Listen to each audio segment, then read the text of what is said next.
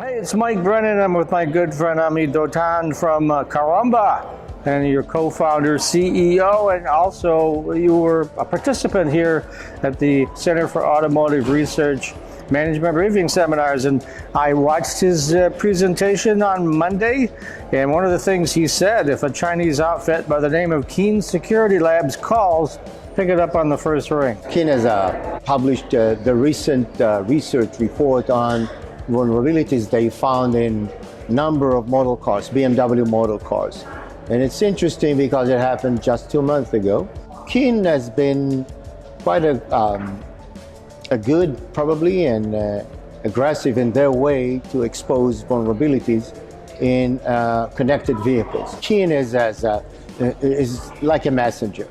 We don't want to shoot the messenger. I think what they're doing also a good service to the industry. Basically saying, guys, the real world is us, researchers. Hacking, white hat hackers are trying to show where the vulnerabilities are. And the service that they're doing is to prevent from real bad attacks.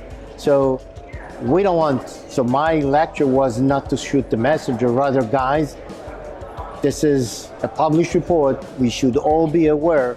Some of the measures that we are thinking we, as the industry, automotive industry leaders, are taking. One is to have better developers and best practices for developing.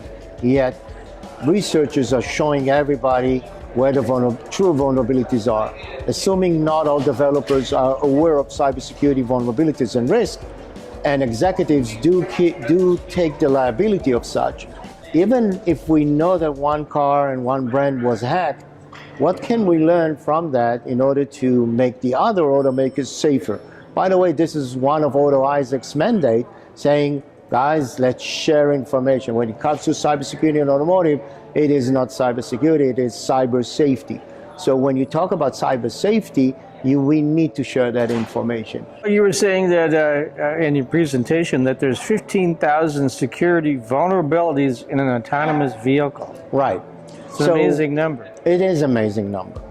And this is all numbers, research, and statistically presented from past experiences. So I presented in the presentation a slide where we show that a Boeing 787, the most advanced carrier, has got only 15 million lines of code, where a high-end car nowadays, connected vehicle like Mercedes CS-Class, has got 130, almost 10 times more lines of code. And sources and researchers show that an autonomous vehicle will have 300 to 500 million lines of code.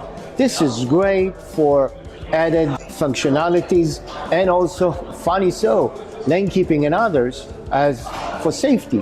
Yet on the other hand, safety is being presented with a new threat, which is vulnerabilities. And vulnerabilities or bugs and that turn out to be security vulnerabilities. And it has been proven that every 1,800 lines of code, there is an embedded bug is being developed in the code.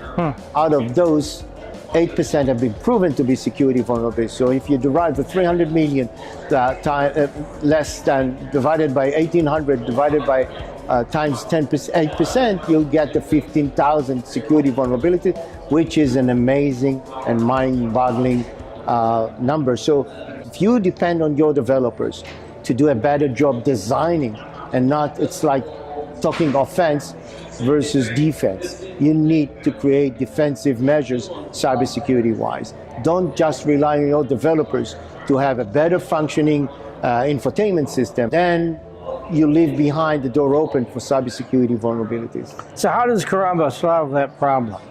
Excellent question. So when we came out with our approach of looking at the ECU rather than being stuck at the network like other IDS, intrusion detection solutions, we figured out that because of the enabling DNA in IoT and controllers is basically they are not meant to be user changeable. User changeable meaning even a hacker.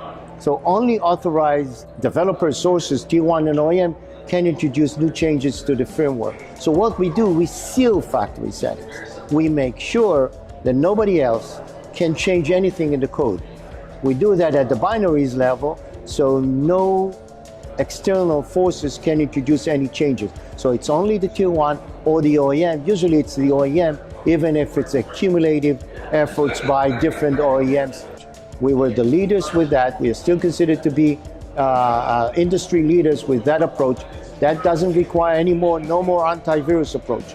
No updates, protecting against yet unknown vulnerabilities. Because we don't care if the hackers are coming with new libraries and trying to attack an ECU.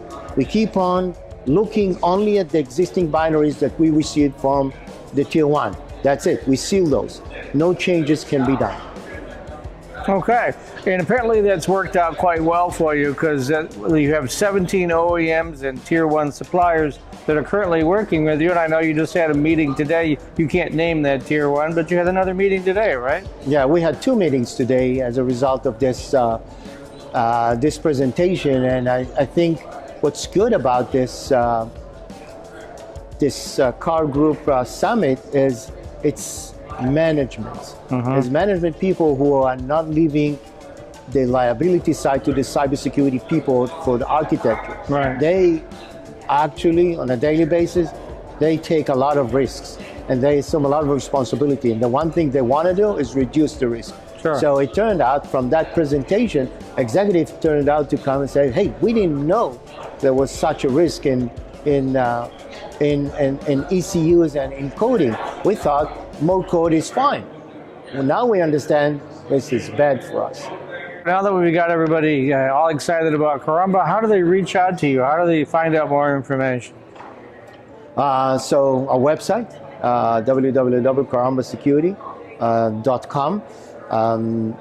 As CEO of the company, I moved here to be near the customers, feel the pain, and where most of the company is, the R&D is in Israel. So our offices are in Bloomfield Hills.